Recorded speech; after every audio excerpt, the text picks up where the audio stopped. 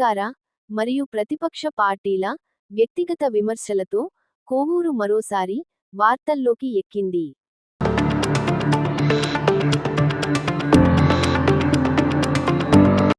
గత 4 నెలల క్రితం వాడి వేడిగా వ్యక్తిగత విమర్శలతో దాడులు చేసుకున్న అధికారపక్షం, ప్రతిపక్షం మరోసారి తామేమి తగ్గబోమని అధికార టీడీపీ మరియు వైసీపీలు వ్యక్తిగత విమర్శలతో కోవూరు నియోజకవర్గం దద్దరిల్లింది.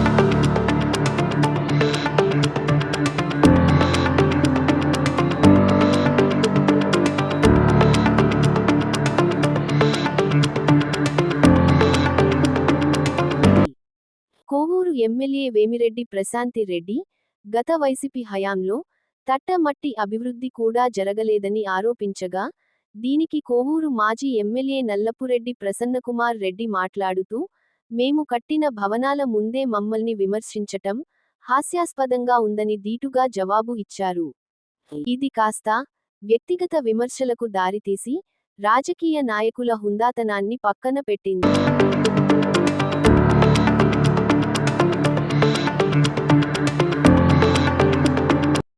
దీనికి తోడు తామేమి తగ్గబోమని క్రింది స్థాయి నాయకులు కూడా ఒకరిపై ఒకరు వ్యక్తిగత విమర్శలు చేసుకుంటూ బూతు పురాణానికి తెరలేపారు.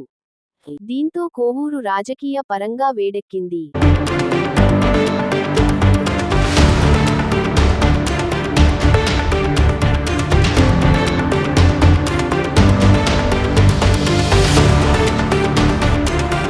హుందాతనంగా వ్యవహరించాల్సిన నాయకులే వ్యక్తిగత విమర్శలకు దిగటం రాజకీయంగా మంచి పద్ధతి కాదని రాజకీయ విశ్లేషకులు భావిస్తున్నారు.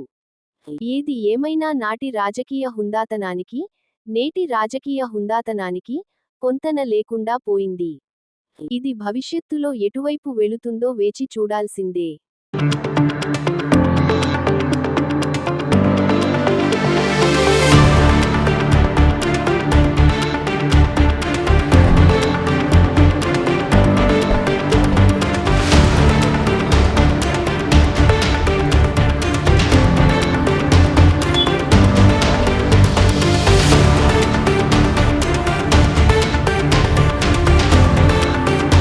తప్పించి ఇక్కడ రౌడీయిజం అనేది లేదు.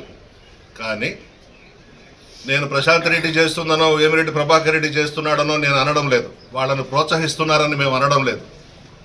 మీ దగ్గర మెహర్బానీ కోసం కొంతమంది రౌడీలు తయారయ్యి కోవూరు నియోజకవర్గంలో ఇబ్బందులకు గురి చేస్తూ ఉన్నారు.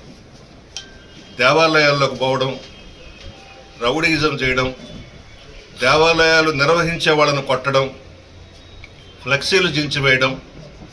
నిన్నగాక మొన్న మా దామరవాడకు వంశీ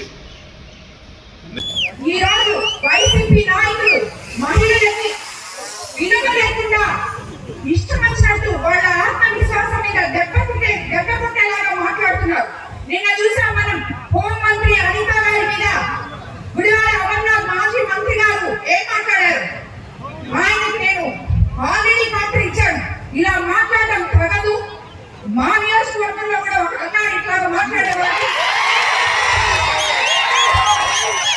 మరిన్ని తాజా వార్తలు ఎప్పటికప్పుడు తెలుసుకునేందుకు మన గ్లోబల్ న్యూస్ లోకల్ టీవీని సబ్స్క్రైబ్ చేసుకొని లైక్ చేసి కామెంట్ చేయండి.